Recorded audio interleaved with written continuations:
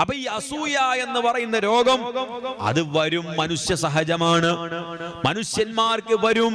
ഇമാം ഗസാലി റഹ്മത്തുള്ളാഹി അലൈഹി പറയുന്നുണ്ട്, അങ്ങനെ ആർക്കെങ്കിലും അസൂയ വന്നാൽ ആ അസൂയ വരുമ്പോഴേക്ക്, അങ്ങനെ ഒരു ചിന്ത മനസ്സിലേക്ക് വരുമ്പോഴേക്ക് അസ്തഗ്ഫിറുല്ലാഹ്, പെങ്ങളെ ഇളച്ചിക്ക് നല്ലൊരു പർദ്ദ ഇളച്ചൻ വാങ്ങിക്കൊണ്ടുവരുമ്പോൾ, ഭർത്താവിന്റെ അനിയന്റെ ഭാര്യക്ക് നല്ലൊരു പർദ്ദ വാങ്ങിക്കൊണ്ടുവരുമ്പോൾ നിന്റെ മനസ്സിൽ വിഷമം വരൽ സ്വാഭാവികമാണ്. അപ്പൊ നിന്റെ മനസ്സിൽ പല ചിന്തകളും വരും. എന്നാൽ അങ്ങനെ ചിന്ത വന്നാൽ ഉടനെ നീ അസ്തഗ്ഫിറുല്ലാഹ് എന്നങ്ങ് ചൊല്ലണം. അത് ചികിത്സയാണ്, ട്രീറ്റ്മെന്റ് ആണ്. പനി വരുമ്പോഴേക്ക് പാരസിറ്റാമോൾ കഴിക്കണം, പനി വരുമ്പോഴേക്ക് ഡോള കൊണ്ടുപോയി വീട്ടിൽ വെക്കുന്നു, പല്ലുവേദന വരുമ്പോ ഗുളിക കഴിക്കുന്നു. എന്തിന്? ആ രോഗം അവിടെ സ്റ്റോപ്പ് ചെയ്യാൻ. എന്നതുപോലെ അസൂയയാകുന്ന രോഗം നിന്റെ മനസ്സിലേക്ക് വരുമ്പോഴേക്ക് അസ്തഗ്ഫിറുല്ലാഹ് എന്ന മരുന്ന് നീ കഴിച്ചോ.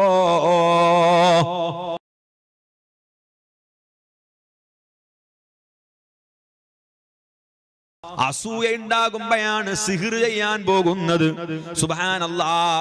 എന്തേ സിഹിറിന് കാരണം? ഇപ്പോൾ കണ്ണേറിന് വേണ്ടി ദ്വാരക്കാൻ വേണ്ടി പറഞ്ഞു. കണ്ണേറ് മറ്റൊരു വിഷയമാണ്, സിഹിർ മറ്റൊരു വിഷയമാണ്. സിഹിർ ചെയ്യാനുള്ള കാരണം, തന്റെ അയൽവാസി നല്ല കച്ചവടം നടക്കുന്നു, തന്റെ തൊട്ടപ്പുറത്തുള്ള കടയിൽ നന്നായി കച്ചവടം നടക്കുകയാണ്. അപ്പൊ ഇവന്റെ മനസ്സിന് സമാധാനം കിട്ടുന്നില്ല. ഉടനെ വല്ല മാരണക്കാരന്റെ അടുക്കലും പോകുന്നു, എന്നിട്ട് സിഹിർ ചെയ്യുന്നു. ഒരു കുടുംബം നന്നായി ഐക്യത്തിൽ പോവുകയാണ്. സുബ്ഹാനല്ലാഹ്. അങ്ങനെ ഐക്യത്തിൽ പോകുന്നത് കാണുമ്പോൾ സഹിക്കുന്നില്ല. ഉടനെ സിഹിറിന്റെ ഭാഗം സ്വീകരിക്കുന്നു, അല്ലെങ്കിൽ അങ്ങോട്ടും ഇങ്ങോട്ടും പരസ്പരം പറഞ്ഞു തെറ്റിക്കുന്നു. ഈ തെറ്റ് ചെയ്യാനുള്ള പ്രേരണ ഇവന്റെ അസൂയയാണ്. ഒന്ന് ആലോചിച്ച് നോക്കൂ നിങ്ങള്. ലോകത്ത് ആദ്യമായി നടന്ന കൊലപാതകം ഏതാണ്? ഒന്നാമത്തെ കൊലപാതകം ഹാബീൽ ഹാബീലിനെ കൊന്നതാണ്. ആദം നബി അലൈഹിസ്സലാത്തു വസ്സലാമിന്റെ പുത്രന്മാരായ ഹാബീലും ഖാബീലും തമ്മിൽ പരസ്പരം നടന്ന കൊലപാതകമാണ്. ലോകത്തിൽ ആദ്യത്തെ കൊലപാതകം. എന്തേ കാരണം? ഒന്നുമല്ല, തന്റെ സഹോദരന്റെ ഭാര്യക്ക് തന്റെ ഭാര്യയെക്കാൾ സൗന്ദര്യം കൂടിയപ്പോൾ അത് സഹിക്കാൻ സഹോദരന് പറ്റിയില്ല. ആദ്യത്തെ കൊലപാതകം, അതിന്റെ റീസൺ, കാരണം അസൂയയാണ്. അസൂയ കാരണം ഒന്നാമത്തെ കൊലപാതകം നടക്കുന്നു. ഇങ്ങനെ ലോകത്തുള്ള ഏത് തിന്മയുടെയും പ്രധാനപ്പെട്ട റീസൺ, കാരണം അസൂയയാണ്. അപ്പൊ അസൂയ മനസ്സിൽ വന്നു കഴിഞ്ഞാൽ തെറ്റുകുറ്റങ്ങൾ ചെയ്തുകൊണ്ടേയിരിക്കുമെന്ന് മഹത്തുക്കളായ പണ്ഡിതന്മാർ രേഖപ്പെടുത്തുന്നു. പിന്നെയോ മൂന്നാമത്തെ പ്രശ്നം എന്താണ്? ഏറ്റവും മർമ്മപ്രധാനമായ പ്രശ്നം, ഹബീബായ മുഹമ്മദുർ റസൂലുള്ളാഹ് സ്വല്ലല്ലാഹു അലൈഹി വസല്ലം അവിടുത്തെ ശഫാഅത്ത് അവന് ലഭിക്കൂല. പെങ്ങളെ, നാത്തൂനോട് അസൂയയില്ലാത്ത പെങ്ങന്മാർ എത്ര പേരുണ്ട്? മരുമകളോട് അസൂയയില്ലാത്തവർ എത്ര പേരുണ്ട്? ഇളച്ചിയും അതാ ഇളച്ചനും ഇങ്ങനെ ടൂർ പോവുകയാണ്. ഭർത്താവിന്റെ അനിയന്റെ ഭാര്യയും എന്നും സിയാറത്തിലും ടൂറിലാണ്. അപ്പോൾ നമ്മളെ മനസ്സിൽ വിഷമം വരുന്നു. ഈ അസൂയ മനസ്സിലുള്ളത് കൊണ്ടാണ്. പെങ്ങളെ, അങ്ങനെ ഒരു അസൂയ നമ്മളെ മനസ്സിലുണ്ടെങ്കിൽ നമുക്ക് മുത്തുനബിയുടെ ശഫാഅത്ത് ലഭിക്കൂല. ആഖിറത്തിൽ റസൂലുള്ളാഹിന്റെ ശഫാഅത്ത് ഇല്ലെങ്കിൽ പിന്നെ ആരാ നമ്മളെ കൈപിടിക്കാനുള്ളത്? എവിടെയാ നമുക്ക് പ്രതീക്ഷയുള്ളത്? എങ്ങനെയാണ് രക്ഷപ്പെടുമെന്ന് പറയാൻ ഒക്കുന്നത്? അല്ലാഹുവിന്റെ ഹബീബായ തങ്ങളാണ് നമ്മൾ അവസാനത്തെയും ആദ്യത്തെയും പിടിവള്ളി. ആ മുത്തുനബി നമ്മളെ കൈവടിയുമെന്ന് സ്വഹീഹായ ഹദീസ് കൊണ്ട് ഉദ്ധരിക്കുകയാണ്. ഓ പ്രിയപ്പെട്ട ഉമ്മമാരെ, പ്രിയപ്പെട്ട ഉപ്പമാരെ, ചെറുപ്പക്കാരെ, ഒരാളോടും അസൂയ വന്നുകൂടാ. അപ്പൊ അസൂയ ഉണ്ടെങ്കിൽ മൂന്നാമത്തെ പ്രശ്നം, അല്ലാഹുവിന്റെ ഹബീബ് അവന് ശഫാഅത്ത് ചെയ്യൂല. അപ്പൊ പിന്നെ നാലാമത്തെ പ്രശ്നം എന്താകും? അതേ ദുഖൂലുന്നാർ, നരകത്തിൽ പ്രവേശിക്കലാൽ. മുത്തുനബി തങ്ങൾ ശഫാഅത്ത് ചെയ്തിട്ടില്ലെങ്കിൽ നമ്മൾ എങ്ങനെ രക്ഷപ്പെടും? നമ്മളെ കയ്യിൽ എന്ത് അമലാണുള്ളത്? നമ്മളെ അമലുകൾ പൊളിഞ്ഞു പോകും. അതുപോലെ തന്നെ തെറ്റുകൾ ചെയ്യാനുള്ള ടെൻഡൻസി വർദ്ധിക്കും. അതുപോലെ മുത്തുനബിയുടെ ശഫാഅത്തും നഷ്ടപ്പെട്ടു പോകും. ഇനി ഏതാണ് അടുത്ത പ്രശ്നം? അടുത്ത പ്രശ്നം ഏറ്റവും പ്രധാനപ്പെട്ടത്. അത് കാരണം എത്ര നിസ്കരിച്ചവനാണെങ്കിലും, എത്ര നോമ്പെടുത്തവനാണെങ്കിലും, എത്ര സ്വതക്കാ കൊടുത്തവനാണെങ്കിലും, എന്തെല്ലാം നന്മ ചെയ്തവനാണെങ്കിലും അവൻ നരകത്തിൽ പ്രവേശിക്കുന്നു. അല്ലാഹു നമ്മളെ കാത്തുരക്ഷിക്കട്ടെ. ഈ രോഗം അറിയാതെ ഇങ്ങനെ കയറി വരുന്ന രോഗമാണ്. നമ്മൾ എങ്ങനെയൊക്കെ പിടിച്ചു വെക്കാൻ ശ്രമിച്ചാലും നമ്മളെ മനസ്സിലേക്ക് ഇങ്ങനെ കടന്നു വരുന്ന രോഗമാണ് അസൂയ. ഈ അസൂയ വല്ലാത്ത അപകടകാരിയാണ്. ഇനിയോ മറ്റൊന്ന് അഞ്ചാമതായി പറയുന്നു, അക്രമ സ്വഭാവം വർദ്ധിക്കും. ആറാമതായി പറയുന്നു, ഒരാവശ്യവുമില്ലാതെ നമ്മൾ ഇങ്ങനെ ടെൻഷൻ അടിക്കുന്നു. നമുക്ക് മനസ്സിന് സുഖം കിട്ടുന്നില്ല. എന്തേ പ്രശ്നം? പ്രശ്നമൊന്നുമില്ല.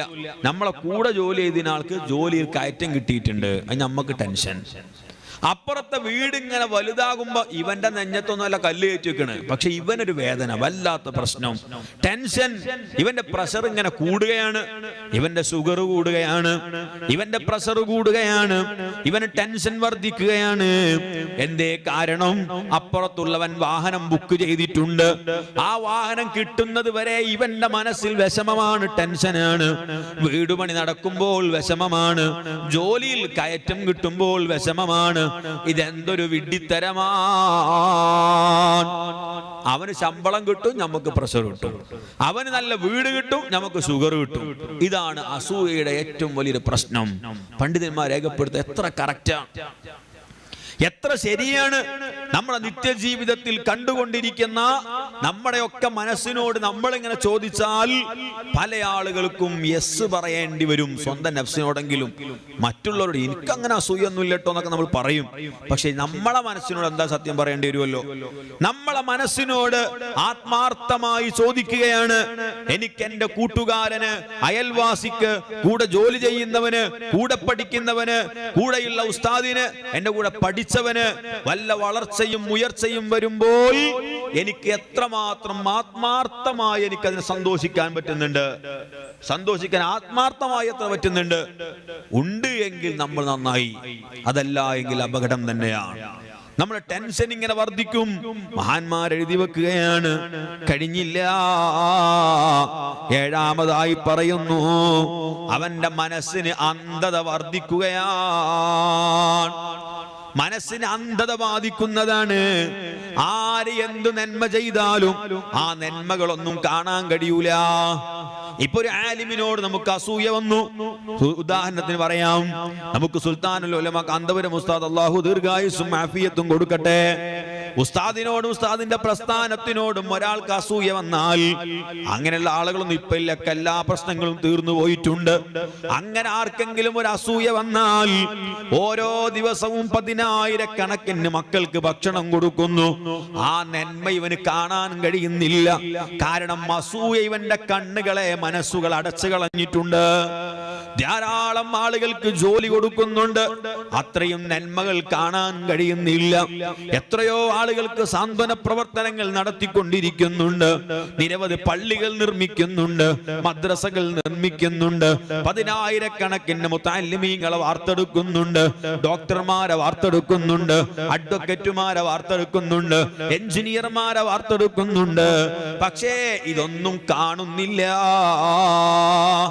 എന്തേ കാരണം? ഒന്നുമല്ല, അസൂയ എന്ന് പറയുന്ന രോഗം അവരെ മനസ്സിനെ മൂടിക്കെട്ടിയിട്ടുണ്ട്. അപ്പൊ അവരെ കുറ്റം പറഞ്ഞിട്ട് കാര്യമില്ല. ഒരാൾക്ക് തലവേദന വന്നാൽ എന്താണ് എനിക്ക് തലവേദന എന്ന് ചോദിച്ച് ചൂടായിട്ട് കാര്യമുണ്ടോ? ഒരു കാര്യമില്ല, അവന് രോഗമാണ്. പനിയുള്ള ഒരാളോട് എന്നിട്ട് പോടാടുന്ന് CM വലിയുള്ളാക്ക് വേണമെങ്കിൽ പറയാം, അള്ളാഹു ദർജ ഉയർത്തി കൊടുക്കട്ടെ, അവര് പറഞ്ഞാൽ എഴുന്നേറ്റ് പോകും. രോഗമുള്ള ആളോട് നമ്മൾ ചീത്ത പറഞ്ഞിട്ട് കാര്യമില്ല. എന്നതുപോലെ അസൂയ ഒരു രോഗമാണ്. ആ രോഗം ബാധിച്ച ആളെ കൊണ്ടുപോയി ചികിത്സിക്കുക എന്നല്ലാതെ എടാ നീ എന്താ ഉസ്താദ് നന്മയൊന്നും കാണാത്തത്, ഉസ്താദിന്റെ സൽപ്രവൃത്തികൾ എന്തേ നീ കാണാത്തത് എന്ന് അവനോട് ചോദിച്ചിട്ട് കാര്യമില്ല. കാരണം അവൻ രോഗിയെ ചികിത്സിക്കുക എന്നല്ലാതെ ചീത്ത പറഞ്ഞിട്ട് കാര്യമില്ല. അപ്പൊ അസൂയയുടെ ഏഴാമത്തെ പ്രശ്നം അവന്റെ മനസ്സിന് അന്ധത ബാധിക്കും. എന്ത് നന്മകൾ ചെയ്താലും ഇവന് കാണാൻ കഴിയൂല, അതവന് ഒരിക്കലും തന്നെ മനസ്സിലാക്കാൻ കഴിയൂല. അതുപോലെ എട്ടാമതായി പണ്ഡിതന്മാര് പഠിപ്പിക്കുകയാണ്, ഹറാമുകൾ വർദ്ധിച്ചു കൊണ്ടിരിക്കും. ഒരാളെ മനസ്സിൽ അസൂയ വന്നാൽ ആ അസൂയ ഉള്ള ആളെ പോലെ ആവാനുള്ള ശ്രമം തുടങ്ങും. അപ്പോൾ ഇവൻ പലിശക്ക് പണമെടുക്കും, അതുപോലെ അവൻ മോഷ്ടിക്കും, അവൻ ഹലാലും ഹറാമും ഇല്ലാത്ത ബിസിനസ്സുകളിൽ കൊണ്ടുപോയി പണം വിക്ഷേപിക്കും. അങ്ങനെ ഹറാമുകൾ വർദ്ധിക്കാനും അസൂയ കാരണമാണ് പണ്ഡിതന്മാര് രേഖപ്പെടുത്തുന്നു. അപ്പൊ 8 പ്രത്യക്ഷമായ പ്രശ്നങ്ങൾ അവൻ അഭിമുഖീകരിക്കേണ്ടി വരും. അതിൽ ദുന്യവിയായ പ്രശ്നങ്ങളുണ്ട്, ഉഖറവിയായ പ്രശ്നങ്ങളുണ്ട്. അല്ലാഹു നമ്മളെ കാത്തുരക്ഷിക്കട്ടെ. അപ്പൊ ഈ അസൂയ എന്ന് പറയുന്ന രോഗം അത് വരും, മനുഷ്യ സഹജമാണ്, മനുഷ്യന്മാർക്ക് വരും. ഇമാം ഗസാലി റഹ്മത്തുള്ളാഹി അലൈഹി പറയുന്നുണ്ട്, അങ്ങനെ ആർക്കെങ്കിലും അസൂയ വന്നാൽ ആ അസൂയ വരുമ്പോഴേക്ക്, അങ്ങനെ ഒരു ചിന്ത മനസ്സിലേക്ക് വരുമ്പോഴേക്ക് അസ്തഗ്ഫിറുല്ലാഹ്, പെങ്ങളെ ഇളച്ചിക്ക് നല്ലൊരു പർദ്ദ ഇളച്ചൻ വാങ്ങിക്കൊണ്ടുവരുമ്പോൾ, ഭർത്താവിന്റെ അനിയന്റെ ഭാര്യക്ക് നല്ലൊരു പർദ്ദ വാങ്ങിക്കൊണ്ടുവരുമ്പോൾ നിന്റെ മനസ്സിൽ വിഷമം വരൽ സ്വാഭാവികമാണ്. അപ്പൊ നിന്റെ മനസ്സിൽ പല ചിന്തകളും വരും. എന്നാൽ അങ്ങനെ ചിന്ത വന്നാൽ ഉടനെ നീ അസ്തഗ്ഫിറുല്ലാഹ് എന്നങ്ങ് ചൊല്ലണം. അത് ചികിത്സയാണ്, ട്രീറ്റ്മെന്റ് ആണ്. പനി വരുമ്പോഴേക്ക് പാരസിറ്റാമോൾ കഴിക്കണം, പനി വരുമ്പോഴേക്ക് ഡോള കൊണ്ടുപോയി വീട്ടിൽ വെക്കുന്നു, പല്ലുവേദന വരുമ്പോ ഗുളിക കഴിക്കുന്നു. എന്തിന്? ആ രോഗം അവിടെ സ്റ്റോപ്പ് ചെയ്യാൻ. എന്നതുപോലെ അസൂയയാകുന്ന രോഗം നിന്റെ മനസ്സിലേക്ക് വരുമ്പോഴേക്ക് അസ്തഗ്ഫിറുല്ലാഹ് എന്ന മരുന്ന് നീ കഴിച്ചോ.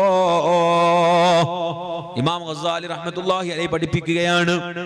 എന്നിട്ട് ഹബീബായ തങ്ങൾ മറ്റൊരു ഹദീസിൽ പറയുന്നതായി കാണാം, ലാ യജ്തമിഉ ഫീ ഖൽബി മുഅ്മിനിൻ അൽ ഈമാനു വൽ ഹസദു.